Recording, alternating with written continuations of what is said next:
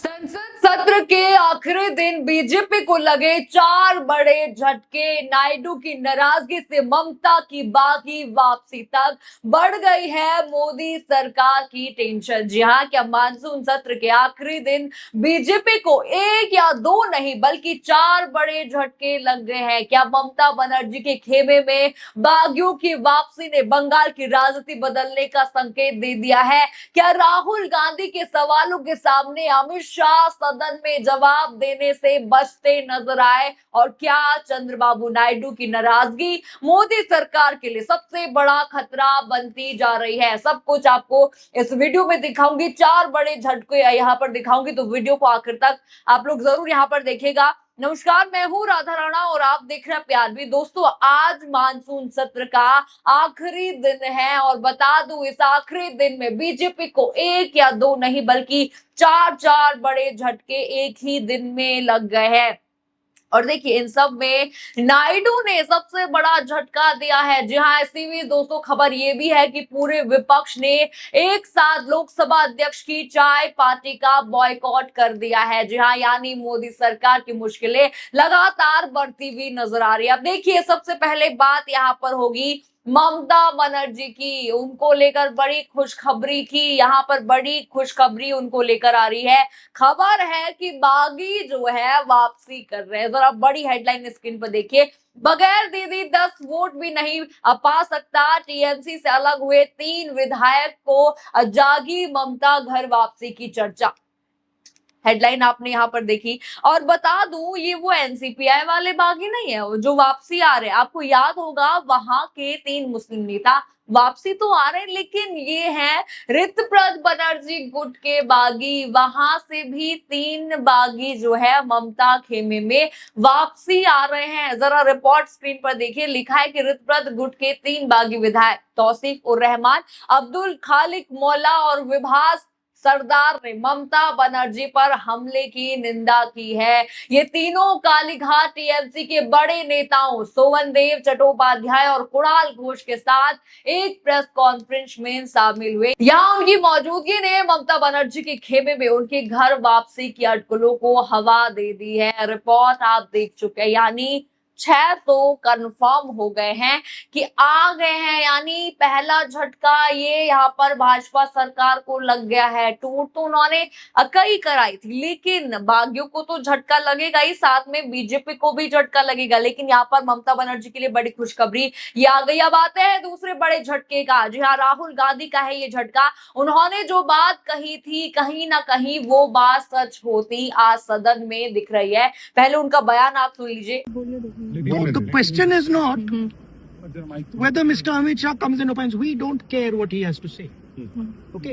First of all, the most important thing to understand is 20 दिन के लिए गायब हो गए।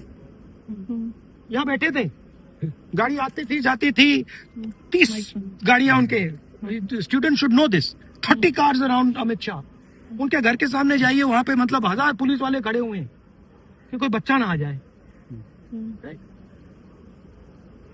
तो गुब्बारे में से गैस निकल गई।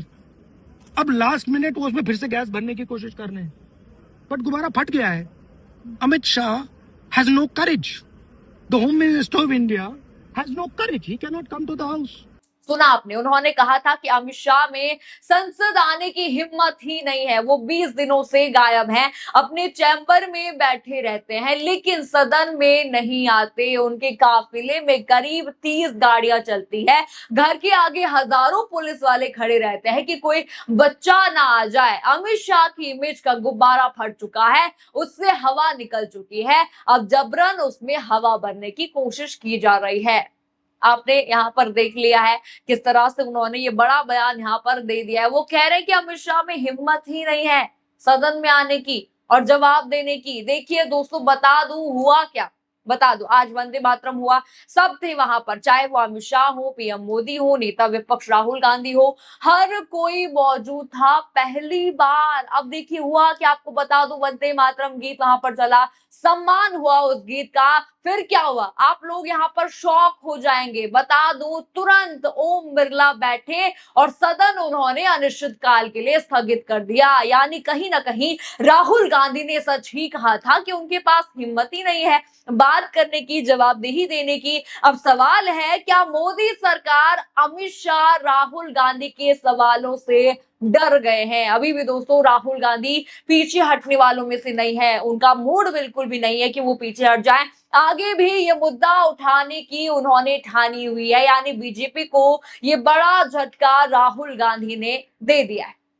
अब आते हैं तीसरे बड़े झटके पर, जिसका आप लोग बेसब्री से इंतजार जरूर यहाँ पर कर रहे होंगे, वो है चंद्रबाबू नायडू। जी हाँ, उन्होंने बड़ा झटका मोदी सरकार को यहाँ पर दे दिया। देखिए बता दो खबर है कि नायडू जो है मोदी सरकार से नाराज चल रहे हैं और उन्होंने दूरी बनाना भी शुरू कर दिया था। इसीलिए तो पीएम मोदी नायडू को मिलने गए थे, मनाने गए थे। अब देखिए एक खबर तो है कि जो है नायडू परिसीमन पर मोदी सरकार का साथ नहीं देना चाहते, ये बड़ा झटका लग गया। बता दूं आपको उनकी ये मजबूरी यहाँ पर बन गई है, क्योंकि देखिए अगर परिसीमन पर साथ देते हैं तो तमिलनाडु की जो जनता है वो नायडू से नाराज हो जाएगी, क्योंकि तमिलनाडु की जो जनता है वो कभी नहीं चाहती कि परिसीमन आए।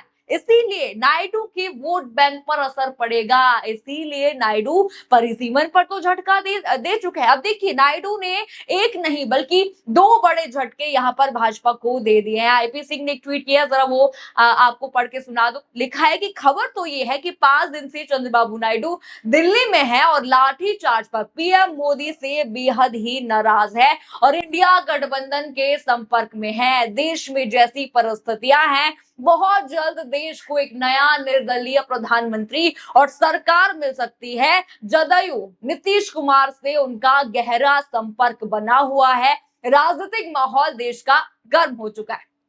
ट्वीट आप यहाँ पर देख चुके हैं, यानी इंडिया गठबंधन से जुड़ने वाले हैं, यानी पाला बदल सकते हैं। कौन? चंद्रबाबू नायडू बदल सकता है। यही तो बीजेपी को बड़ा झटका लग चुका है। सबसे बड़ा झटका यहाँ पर नायडू ने ही दे दिया, क्योंकि 360 का गणित तो दूर की बात यहाँ पर इनके लिए बन गई है। नीतीश नायडू के जाने से बीजेपी को 200 से भी नीचे लुढ़क जाएगा उनका गणित, जिसका सीधा फायदा होगा किसको? राहुल गांधी को, इंडिया गठबंधन को होगा। अब चौथा और सबसे बड़ा झटका आपको बता दूं, देखिए आज का तो आपको पता ही है कैसे वंदे मातरम खत्म हुआ और उसके तुरंत बाद ओम बिरला ने जो है संसद अनिश्चितकाल के लिए स्थगित कर दिया। अब देखिए हुआ क्या, आपको बता दूं इसी बीच खबर है कि पूरे विपक्ष ने एक साथ लोकसभा अध्यक्ष की चाय पार्टी का बॉयकॉट कर दिया है। बड़ी खबर ये निकलकर सामने आ रही है। जहां जरा स्क्रीन पर ये तस्वीर आप देखिए, सिर्फ 4 लोग इसमें गए हैं, जिसमें ओम बिरला के चैम्बर में जो है चाय पार्टी में पीएम मोदी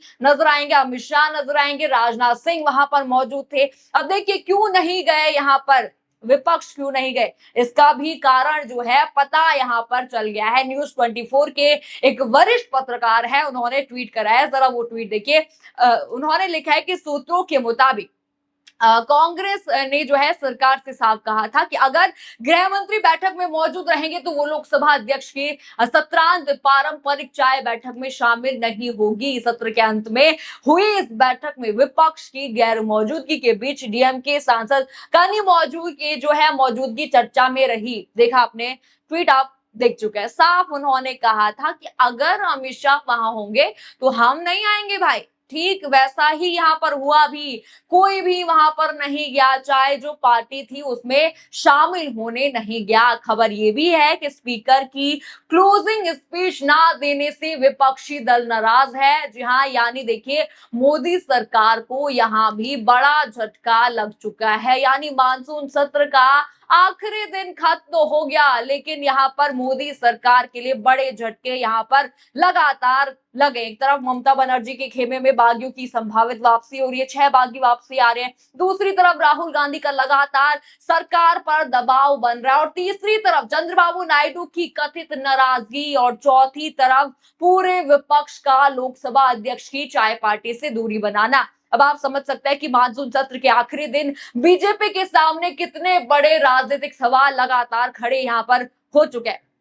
अब देखिए, सबसे बड़ा सवाल यहाँ पर यह है, क्या चंद्रबाबू नायडू सच में मोदी सरकार से दूरी बढ़ा रहे हैं? क्या ममता बनर्जी के खेमे में बागियों की वापसी से बंगाल में टीएमसी और यहाँ पर मजबूत होगी? क्या राहुल गांधी आगे भी अमित शाह और सरकार पर इसी तरह से दबाव बनाए रखेंगे? और सबसे बड़ा सवाल, क्या मानसून सत्र खत्म होने के बाद भी ये सियासी टकराव और बड़ा होने वाला है? आपको क्या लगता है, चंद्रबाबू नायडू का अगला कदम क्या होगा? क्या वो मोदी सरकार के साथ यहाँ पर धोखा करने वाले हैं? आपकी जो भी राय है हमें कमेंट बॉक्स में अपनी राय जरूर बताइए।